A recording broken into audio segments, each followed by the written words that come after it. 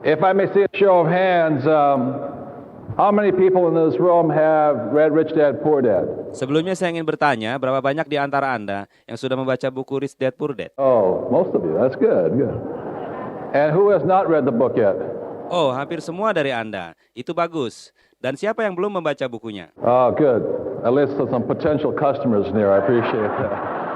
Oh, bagus. Paling tidak masih ada beberapa pelanggan potensial di sini. First of all, thank you all for inviting me. I want to thank Jim and Nancy Dornan and the Diamonds for allowing me to come here. Pertama-tama terima kasih untuk telah mengundang saya ke sini pada Jim dan Nancy Dornan dan para Diamond yang mengizinkan saya datang ke sini. Always honored. I'm always enthusiastic about speaking to such groups as yours.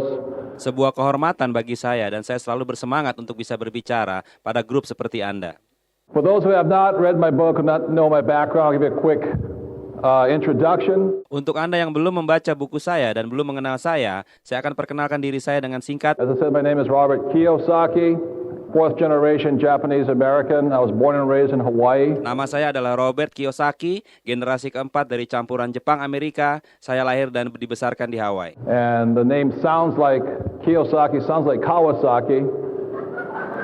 I wish it was Kawasaki. So I don't have to work so hard, but Dan nama Kiyosaki itu kedengarannya seperti Kawasaki. Saya harap tadinya Kawasaki, jadi saya tidak perlu bekerja keras. Anyway, I was raised in Hawaii, and what Rich Dad Poor Dad is a true story based upon my two dads. Saya dibesarkan di Hawaii dan buku Rich Dad Poor Dad adalah kisah nyata tentang dua ayah saya. My real dad was the head of education for the state of Hawaii. Ayah kandung saya adalah seorang kepala departemen pendidikan di negara bagian Hawaii. When he was in school, he was a straight A student. He graduated from university in less than 2 years. Saat mahasiswa, dia adalah murid yang sangat pandai. Dia lulus universitas di bawah waktu 2 tahun. And when I was in high school, he was the boss. He was the head of education. Dan saat saya di sekolah menengah, dia adalah bosnya karena dia adalah kepala pendidikan. And but I call him my poor dad very simply because he was a high-paid government official. Saya memanggilnya sebagai ayah yang miskin karena dia adalah pegawai pemerintah yang bergaji tinggi. And no matter how much money he made, he was always broke at the end of every month. Dan tidak peduli banyaknya penghasilan yang dia dapat, dia selalu kehabisan uang di akhir bulan. And then when he finally died, he also died broke. Dan saat akhirnya dia meninggal, dia juga meninggal dalam keadaan tidak punya uang. And he was the one who always said to me, son, gotta go to school, get good grades, and get a good, safe, secure what? Job. Dan dialah orang yang selalu berkata pada saya untuk bersekolah, raih nilai tinggi, dan mencari pekerjaan yang aman. And ironically, at age 50, he made the tragic mistake of running for governor against his boss, the governor. Dan ironisnya pada usia 50, dia membuat kesalahan tragis dengan mencalonkan diri untuk menjadi gubernur, melawan bosnya sendiri, sang gubernur. And when he lost, he said to my father he would never get a job again in the state as long as he lived. Dan pada saat akhirnya kalah, dia bilang pada ayah saya bahwa ayah saya tidak akan pernah bisa bekerja lagi di pemerintahan seumur hidupnya. And so my dad lost that idea of the safe, secure job. Maka ayah saya kehilangan ide lagi untuk mendapatkan pekerjaan yang aman. But although he lost his job, he still kept telling me to get a what? Job. Tapi walaupun dia kehilangan pekerjaannya, dia tetap menasehati saya untuk mendapatkan pekerjaan. And he never understood that what was causing him his problems was his job. Dan dia tidak pernah mengerti bahwa yang membuat dirinya bermasalah adalah pekerjaannya. My rich dad, on the other hand, was my best friend's father, and he ultimately became one of the richest men in the state of Hawaii. Ayah saya yang kaya adalah ayah dari sahabat saya. Dia adalah orang yang paling kaya di Hawaii. The Rich Dad Poor Dad is a true story based upon what two fathers, my rich dad, my poor dad, tell their sons, my best friend and I, about the subject of money. Buku Rich Dad Poor Dad adalah kisah nyata berdasarkan apa yang diajarkan dua ayah ini pada anak mereka, saya dan sahabat saya, tentang uang. So anyway, what I thank you for being here tonight, and I'll be up here for about 30 minutes.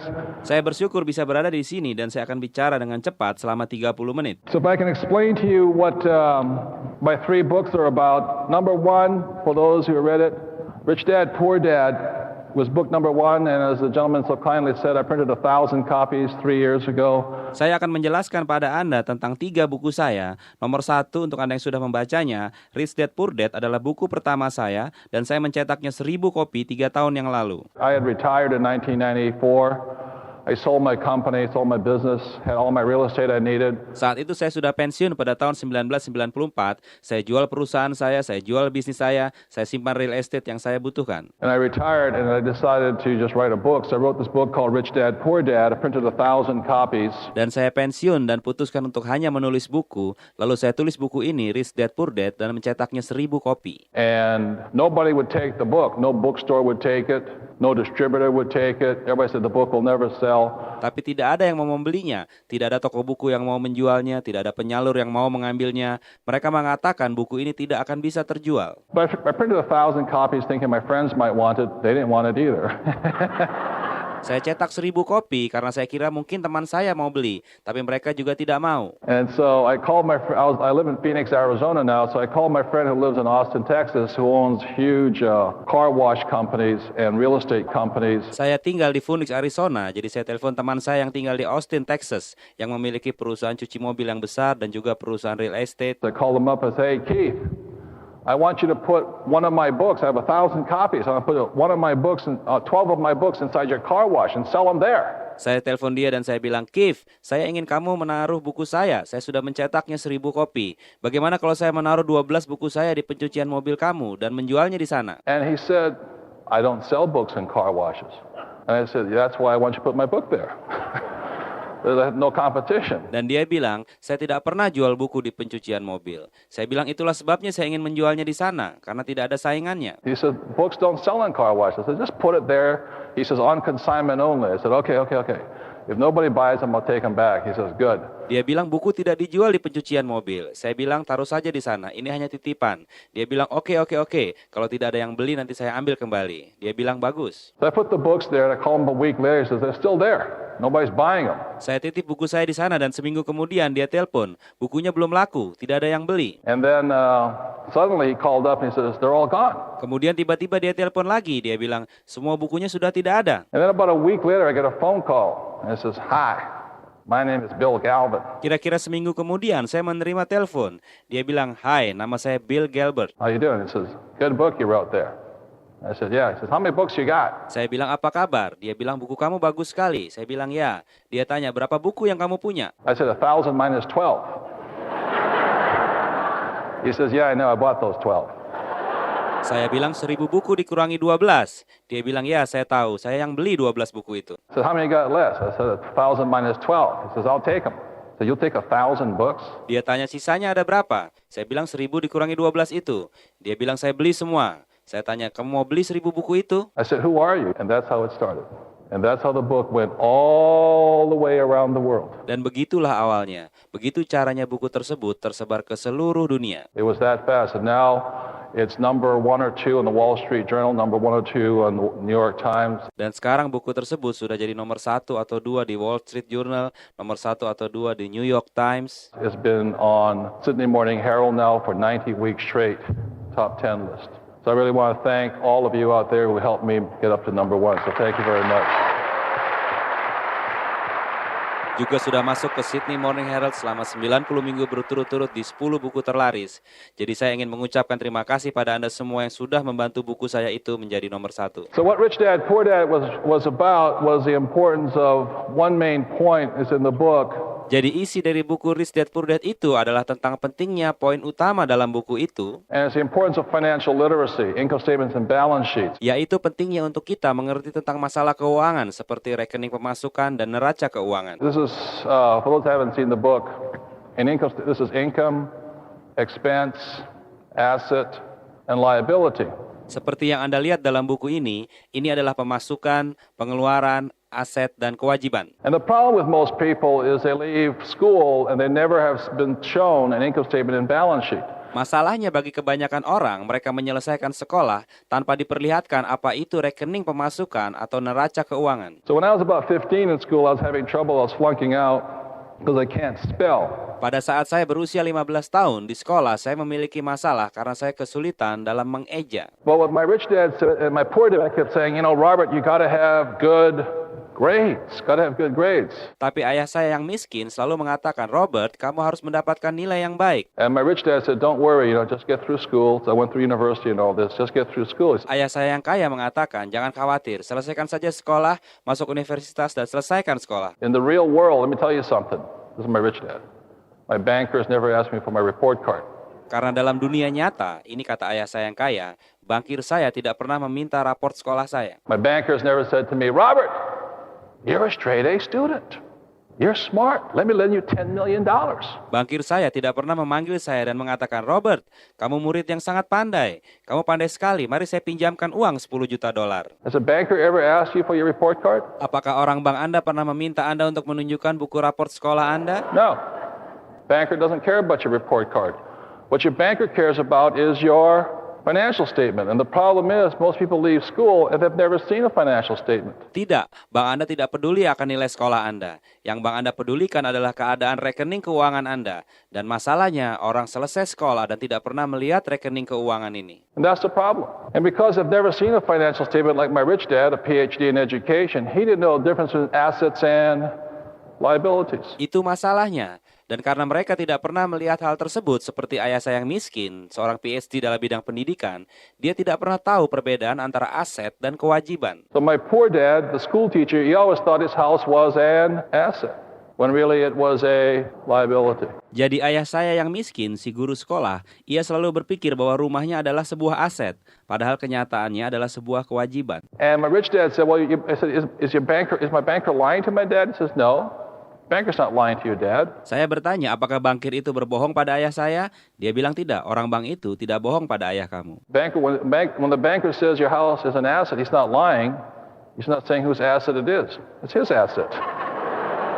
Saat bankir itu bilang rumah kamu adalah aset, dia tidak bohong. Cuma dia tidak bilang itu aset siapa. Itu asetnya bank. So the thing that was very important about Rich Dad Poor Dad was the importance of financial literacy. And he said because people can't read financial statements. Jadi yang sangat penting dalam buku Rich Dad Poor Dad adalah pentingnya kita untuk mengerti masalah keuangan. Karena orang tidak biasa membaca neraca keuangan. What they do in real life, and I'll go into this a little later on, is they get themselves a job, which stands for what? Just over broke. Yang mereka lakukan di dunia nyata adalah mereka mencari pekerjaan hanya supaya untuk punya uang. The cash flows in here, and in here they're making the boss rich in the income statement because they're working really hard for the boss. Dan arus kas di sini dia membuat bosnya kaya dengan penghasilannya karena dia bekerja keras untuk bosnya. In here, your first line of expenses is taxes. You're making the government rich here. Dan di sini karena pajaknya tinggi, Anda membuat pemerintah Anda jadi kaya. And over here with all your liabilities, like the word mortgage, for people don't know what the difference is. Financial literacy, definition of mortgage comes from the French word mortier, which means debt. Dan di sini adalah kewajiban, di mana mortgage atau hipotek, Anda perlu tahu kata mortgage itu berasal dari kata mortier dalam bahasa Prancis, yang artinya adalah kematian. So mortgage means engaged in debt until the day you what? Die. Jadi mortgage atau kredit pemilikan rumah artinya terkurung dalam hutang sampai Anda mati. And so what happens if this big house and all this, so this is the cash flow pattern of a middle class person that's deeply in debt over here. Jadi apa yang terjadi dengan rumah yang besar dan sebagainya, ini adalah pola cash flow dari orang kelas menengah yang penuh dengan hutang. And what they have is no assets. Dan yang mereka miliki adalah ketiadaan aset. And so what my rich dad said to me very, very early on, he said, son, if you want to be rich, you need to mind your own what? Business. Dan apa yang sejak awal ayah saya yang kaya katakan pada saya adalah, kalau kamu ingin menjadi kaya, kamu harus menjalankan bisnis kamu sendiri. And because people are taught in school to be good employees, they don't know the difference in assets and liabilities. They mind everybody else's business but their own. Dan karena orang di sekolah diajarkan untuk menjadi karyawan yang baik, mereka tidak mengerti tentang aset dan kewajiban. Mereka tidak menjalankan bisnis mereka sendiri, melainkan bisnis orang lain. When I talk to network marketing companies and things like this, what people don't realize is the network marketing company doesn't come from the job position. Network marketing business comes from the asset position. Dan kalau saya berbicara tentang network marketing seperti ini, bahwa banyak orang tidak sadar bahwa network marketing datang bukan dari posisi pekerjaan. Bisnis network marketing berangkat dari posisi aset. What you're doing is creating an asset for yourself. That's your business. Apa yang sedang Anda lakukan adalah Anda sedang membuat aset untuk diri Anda sendiri. Itu adalah bisnis Anda. It's probably the most important things that for those of you who are new here tonight, It's a different way of thinking. Mungkin yang paling penting bagi Anda yang baru pada malam ini adalah cara berpikir yang berbeda. The reason I'm a rich man today is because I've minded my own what? Business. I don't mind other people's business. This is my business. Alasan saya sekarang kaya raya adalah karena saya menjalankan bisnis saya sendiri. Saya tidak jalankan bisnis orang lain, ini adalah bisnis saya sendiri. So when I look at a person's income statement and balance sheet, I can tell they're going to be rich or poor just by looking at the asset column. Jadi kalau saya melihat neraca keuangan dan arus kas orang lain, saya bisa menebak apakah mereka kaya atau miskin hanya dengan melihat kolom asetnya. And the reality is most people have nothing in the asset column, and that's why they struggle so much. Dan pada kenyataannya, banyak orang tidak memiliki apa-apa dalam kolom asetnya. Dan itulah sebabnya mereka berjuang hidup dengan keras. Because when my poor dad said to me, go to school and get a job, he was teaching me to mind somebody else's business. And my rich dad said very simply, mind your own. Karena saat ayah saya yang miskin mengatakan pada saya untuk bersekolah dan cari kerja, dia mengajarkan saya untuk menjalankan bisnis orang lain. Padahal ayah saya yang kaya menyuruh saya untuk menjalankan bisnis saya sendiri. So that's what Rich Dad, Poor Dad was about. The second book was a cash flow quadrant. How many people read the second book, this one here? Jadi itulah kira-kira isi dari buku Rich Dad Poor Dad. Buku kedua saya adalah Cash Flow Quadrant. Siapa yang sudah baca buku ini? And the cash flow quadrant was very simply the differences between the four quadrants.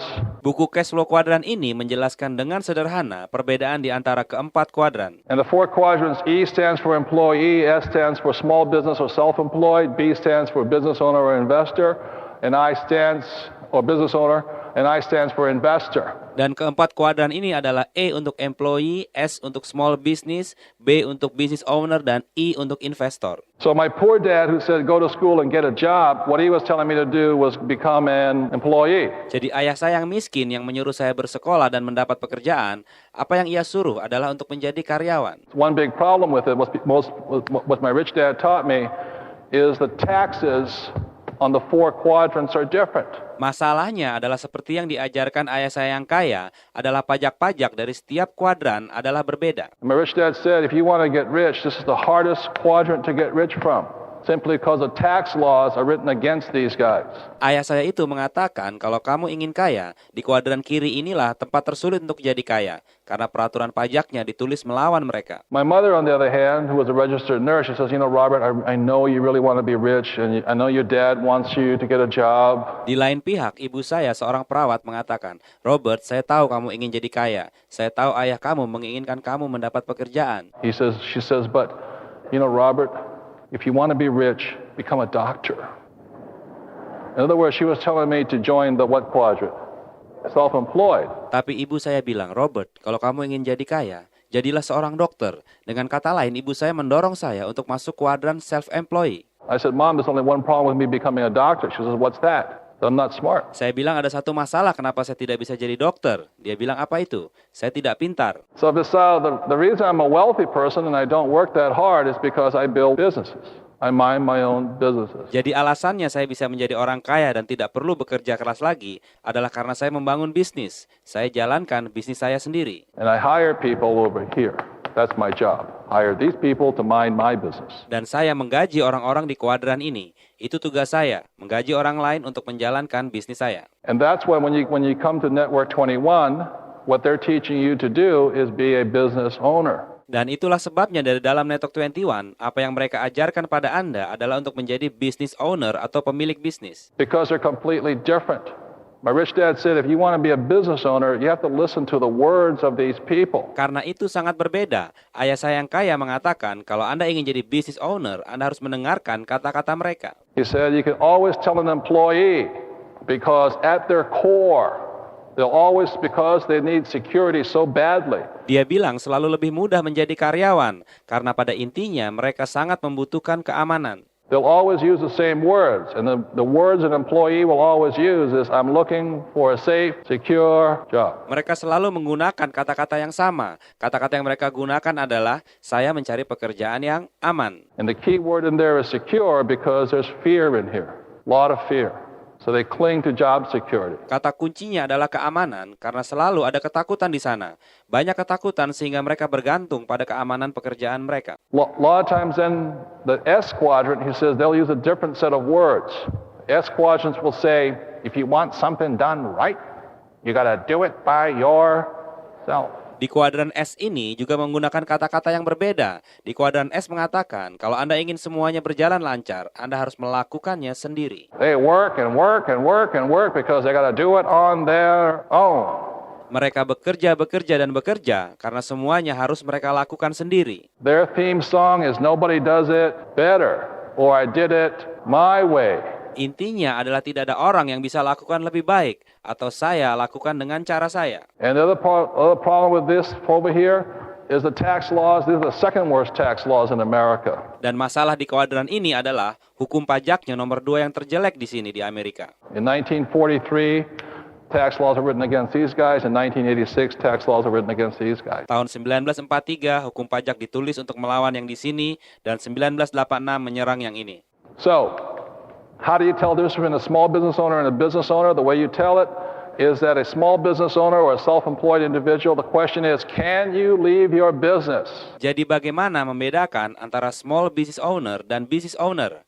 Caranya adalah apakah Anda bisa meninggalkan bisnis Anda For a year or more and come back to find the business more prosperous and doing better without you. untuk setahun atau lebih dan kembali dan menemukan bisnis Anda lebih berkembang dan lebih baik tanpa Anda. And for most small business owners or self-employed people, they can't leave for 10 minutes because if they left, the employees rob them blind sometimes. Dan untuk semua small business owner dan self-employee, mereka tidak bisa meninggalkan bisnisnya lebih dari 10 menit. Karena kalau mereka tinggal, karyawannya kadang-kadang seperti jadi buta. Or like my dentist, if he stops working, his income also what? Stops. They can't stop. Atau seperti dokter gigi saya, kalau dia berhenti bekerja, maka penghasilannya juga berhenti. The problem with this side of the quadrant, the left side of the quadrant, time is money. Masalah dengan kuadran di sisi kiri ini adalah buat mereka, waktu adalah uang. With these guys, the issue is fear. With these guys, the issue is lack of trust. Untuk orang-orang ini, isinya adalah ketakutan. Untuk orang-orang ini adalah kurangnya kepercayaan. They want to do it on their own. They don't trust anybody. They'll often say, you can't find good help these days. Mereka selalu ingin melakukannya sendiri. Mereka tidak percaya pada orang lain. Mereka sering mengatakan, sulit mendapat bantuan yang berarti hari ini. The reason you can't find good help is because they're doing all the work anyway. They have a hard time.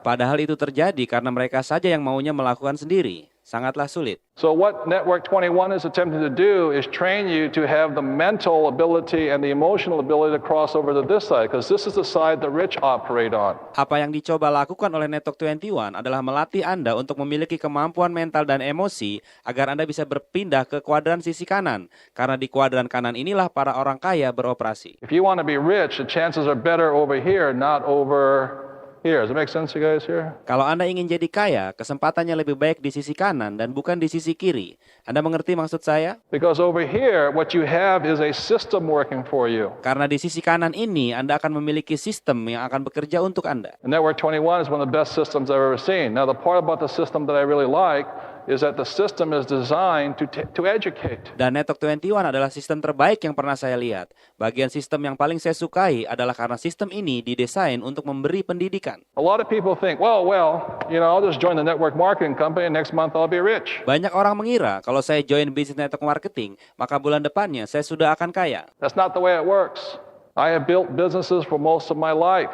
Bukan begitu cara kerjanya. Saya sudah pernah membangun bisnis sepanjang hidup saya. And one of the most important things about being a B, the word is patience.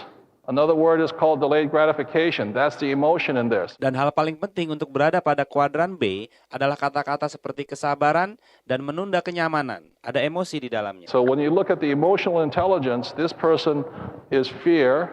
So they need the system to give them the time to change mental and emotionally across here. Jadi kalau Anda melihat kecerdasan emosi, orang-orang di sini yang penuh ketakutan perlu sebuah sistem untuk memberi waktu mereka berubah secara mental untuk bisa berpindah ke sisi kanan. For these guys, the mental and emotional lack of trust, and they need the time and the system to train them to think on this side, because they don't think the same way. Untuk orang-orang ini yang mental emosinya adalah kekurangan kepercayaan, juga butuh waktu dan sistem untuk melatih mereka cara berpikir di sisi kanan, karena cara berpikir mereka tidak sama. They don't use the same words. They don't have the same core values. Mereka tidak menggunakan kata-kata yang sama. Mereka tidak memiliki nilai-nilai yang sama. So I'll just show you one of my first businesses I built after, this was in 1975, I began building it. How many people have ever seen a nylon envelope Velcro wallet like this, Ripper wallets. Saya akan tunjukkan bisnis saya yang pertama yang saya bangun mulai tahun 1975.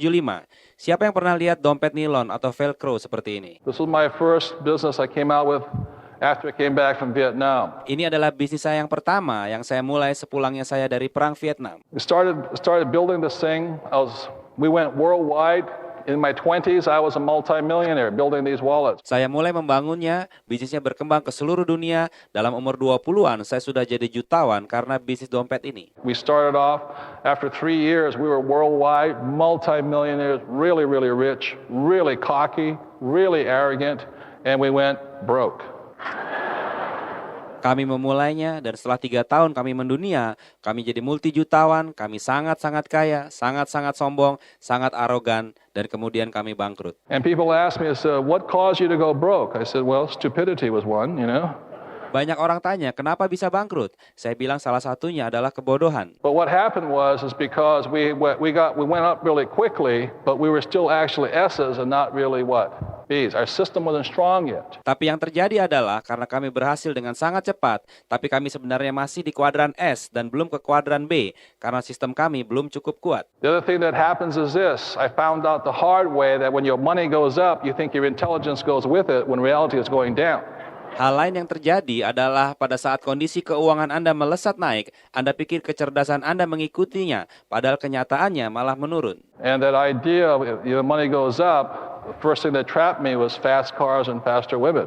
Dan pada saat uang kami mulai banyak, kami terperangkap dalam kesenangan dalam beli mobil mewah dan main perempuan. Now, it was a lot of fun, but it took me losing it all to wake up and realize my system wasn't that very good. Memang menyenangkan, tapi itu membuat saya kehilangan segalanya dan membuat saya sadar dan menyadari bahwa sistem kami belum terlalu baik. As a business owner, I hadn't built a good system. Sebagai pemilik bisnis, saya harus membangun sistem yang bagus. So what I had to do then is, it took me a year to recover. I had to pay off $1 million in debt. Dan setelah itu adalah saya butuh waktu 1 tahun untuk memulihkannya. Saya harus menyelesaikan hutang $1 juta. And so when people say, you know, a network marketing company is hard, I say try paying off $1 million of mistakes. Jadi kalau ada yang bilang bisnis network marketing itu sulit, coba saja Anda melakukan kesalahan senilai $1 juta. At least a network marketing company allows you to start for very little money. The system is solid, the system is proven. Paling tidak dalam network marketing, Anda bisa mulai dengan modal yang tidak banyak. Sistemnya solid dan terbukti. And it gives you an opportunity to grow into mentally and emotionally the skills necessary to be a business owner. Dan memberikan kesempatan pada Anda untuk bertumbuh ke dalam skill mental dan emosi yang dibutuhkan sebagai pemilik bisnis. Because 90% of the people are trained to be on this side. Go to school and get a what? Job. Play it. Save. Don't take risk. Don't make mistakes.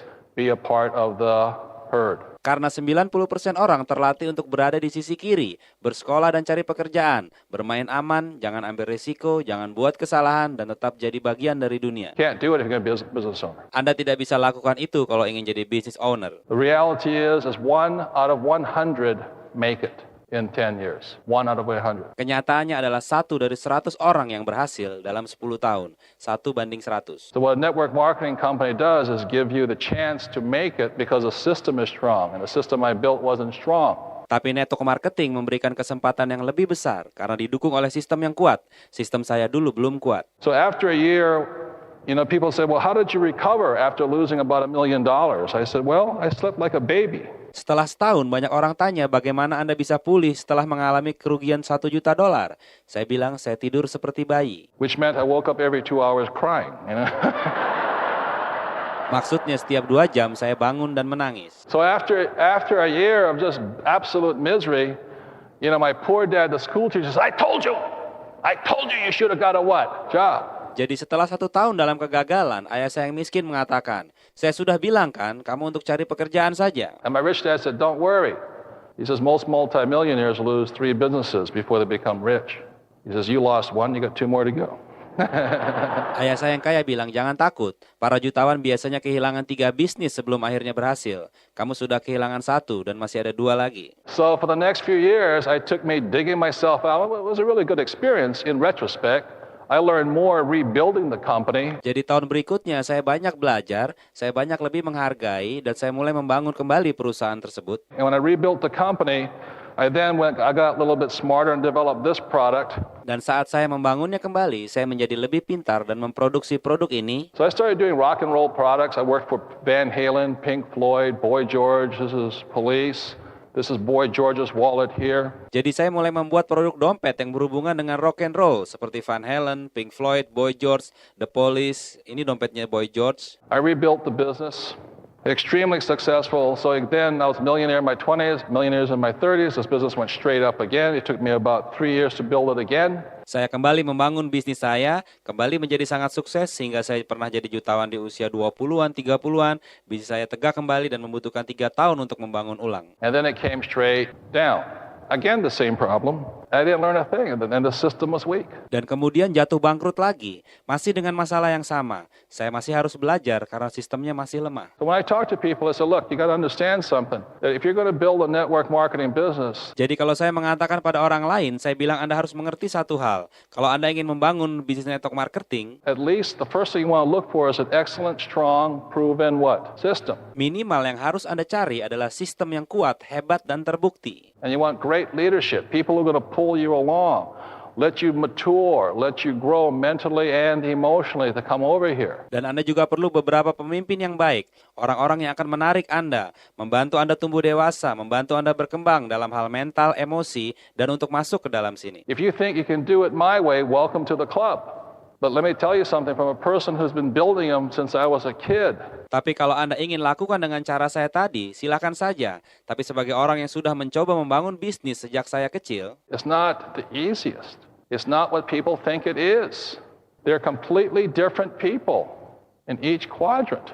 Completely different. tidaklah mudah, tidak semudah yang dibayangkan orang-orang. Orang-orangnya sama sekali berbeda. Dari setiap kuadran, sangat berbeda. And it took me time to grow mentally and emotionally to make the shift over here. Dan membutuhkan waktu untuk tumbuh secara mental dan emosi untuk melakukan peralihan ke sisi kanan kuadran. Today I'm very successful because I made all my money back on my third business. Hari ini saya sangat sukses karena saya mendapatkan kembali uang saya dari bisnis saya yang ketiga. Retired at age 47 in 1994. And that's what it takes. It takes mental and emotional maturity. Does that make sense to you guys? Saya pensiun pada usia 47 tahun 94 dan itulah yang membutuhkan kedewasaan mental dan emosi. Anda mengerti bukan? That's what it takes. So if you think you can do it my way, welcome.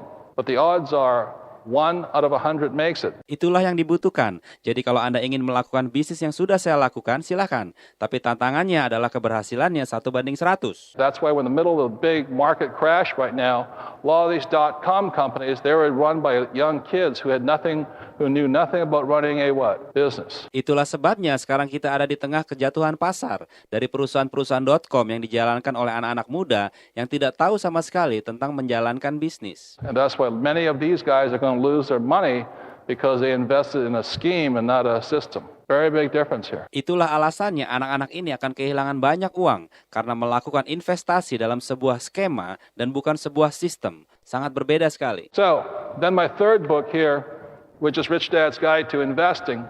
It's a very important book for all of you also, simply because what it is about the 90-10 rule of money. Buku ketiga saya yang judulnya adalah Rich Dad Guide to Investing adalah buku yang sangat penting karena isinya adalah tentang aturan 90-10 dalam keuangan. And what Rich Dad said, when it comes to investing, the 90-10 rule of money means this. Most of us heard the 80-20 rule. Ayah saya yang kaya mengatakan dalam hal berinvestasi aturannya adalah 90-10. Kebanyakan Anda sudah pernah mendengar tentang aturan 80-20. And the 80-20 rule was discovered in about 1897 by Vilfredo Pareto, the Italian economist. Hukum ini ditemukan pada tahun 1897 oleh Fredo Pareto, seorang ekonomis Itali. And the 80-20 rule is a rule of efficiency, which says that 20% of what you do produces 80% of your results, or 20% of the clothes. I wear 20% of my clothes 80% of the time. Hukum ini berbicara tentang efisiensi, yaitu yang mengatakan bahwa 20% dari yang Anda lakukan memproduksi 80% dari hasilnya, atau saya memakai 20% dari baju saya dalam 80% dari waktu saya. But my rich dad said, when it comes to money, money operates by the 90-10 rule. Tapi ayah saya yang kaya mengatakan, kalau kita berbicara tentang uang, uang dioperasikan dengan hukum 90-10. And what that means here is this, 10% always make 90% of the money. You look at the world of sports, 10% of the athletes make 90% of the money. Maksudnya adalah 10% selalu menghasilkan 90% dari uangnya. Kalau Anda lihat di bidang olahraga, 10% dari atlet mendapatkan 90% dari uangnya. In the world of music, 10% of the musicians make 90% of the money. In the world of books, 10% of the authors make 90% of the money. Di dunia musik, 10% dari musisi mendapatkan 90% dari uangnya. Di dunia penulisan buku, 10% dari penulis mendapatkan 90% dari uangnya. And when people say, well, how come my book is so successful? It's not because I'm a successful writer or self-employed. Kalau orang bertanya mengapa buku saya bisa sangat berhasil, jawabannya bukan karena saya penulis yang baik atau karena saya self-employed yang baik. My book is successful because I am a business owner. That's why my book is in the 10% that makes 90% of the money. Buku saya sangat berhasil karena saya adalah seorang pemilik bisnis. Itu sebabnya buku saya termasuk 10% dari yang mendapatkan uangnya. 10% of the employees make 90% of the money. And in the world of investing, 10% of the investors make 90% of the money. 10% dari karyawan mendapatkan 90% dari uangnya. Dalam dunia investasi, 10% dari investor yang mendapatkan 90% dari uangnya. And the reason 10% of the investors make 90% of the money is not because they're good employees, not because they're self-employed people.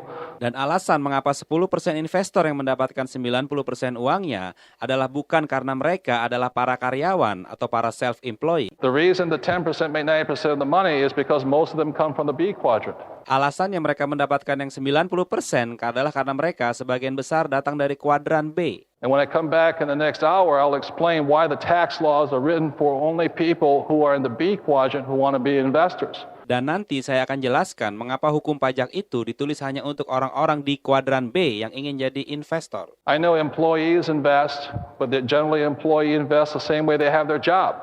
Saya tahu banyak karyawan yang berinvestasi, tapi mereka melakukannya sama seperti mereka melakukan pekerjaan mereka. They're looking for nice, safe, secure investments. There aren't any, and they live in fear, which is ridiculous. Mereka mencari investasi yang bagus dan aman. Mereka hidup dalam ketakutan, sesuatu yang sangat bodoh. Anybody see me on ABC's Late Line last week? I was on there talking with the economist from Yale and a stockbroker from Sydney. Beberapa waktu yang lalu, saya tampil dalam sebuah acara televisi. Saya berbicara bersama ekonom dari Universitas Yale dan seorang pialang saham dari Sydney. And he said the stockbroker from Sydney said, actually I have people call me and say, because what I said was the crash was coming. People are going to get wiped out. All the new investors are going to get cleaned out. Pialang saham ini mengatakan banyak orang menelpon dia karena saya katakan kejatuhan pasar akan datang. Banyak investor baru yang akan hilang. Anybody's been in the market less than 12 years is a new investor. They haven't been down through a market crash yet. Semua orang yang jadi investor di bawah 12 tahun adalah investor baru. Mereka belum pernah mengalami masa kejatuhan pasar ini. The stockbroker from Sydney actually said, he says, I have people who are so silly, who are so ignorant. They call me up and they say, you have stocks that go up and down, but I don't want those. I want only the stock that's going to go up. Lalu pialang saham Sydney ini mengatakan, dia bilang saya punya klien yang sangat bodoh sekali. Dia bilang saya tahu banyak saham yang naik dan turun, tapi saya maunya beli saham yang nilainya selalu naik. So what I'll be talking about when I come back in the next hour is that for those of you who are in this business, in the B quadrant, you have the best opportunity to join the 10% that make 90% of the money. Jadi nanti saya akan bicara lagi untuk Anda yang menjalankan bisnis ini. Anda memiliki kesempatan terbaik untuk masuk ke dalam 10%, orang yang menguasai 90% dari uang. And in America, what it takes to be in the 10%, the ticket is you must be at minimum a millionaire to invest.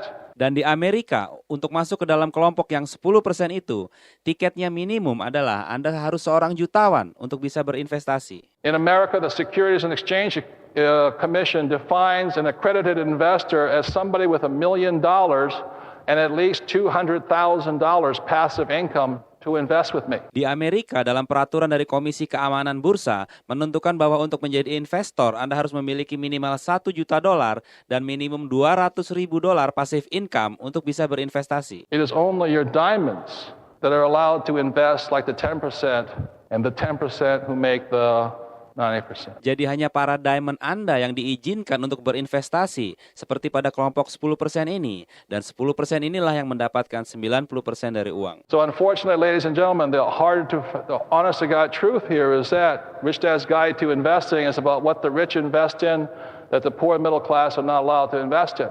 Jadi sayangnya, tapi kebenarannya yang ditulis dalam buku Rich Dad Guide to Investing adalah kalangan miskin dan kelas menengah tidak diizinkan untuk melakukan investasi. That's the way it is. That's the way it's always been for centuries. Seperti itulah adanya dan itu sudah berlangsung sejak berabad-abad yang lalu. So one of the main reasons you want to be in this business is so that you can get into the investments that the rich invest in. Jadi alasan utama Anda untuk masuk bisnis ini salah satunya adalah agar Anda bisa masuk ke dalam investasi di mana para orang-orang kaya berinvestasi. Like what this book is about is how I came back from Vietnam in 1973 and I had to make a decision who was I going to follow, my poor dad or my rich dad? Buku ini juga menceritakan bagaimana sekembalinya saya dari Vietnam tahun 1973, saya harus putuskan mana yang akan saya ikuti, ayah saya yang kaya atau ayah saya yang miskin. My poor dad wanted me to become an airline pilot.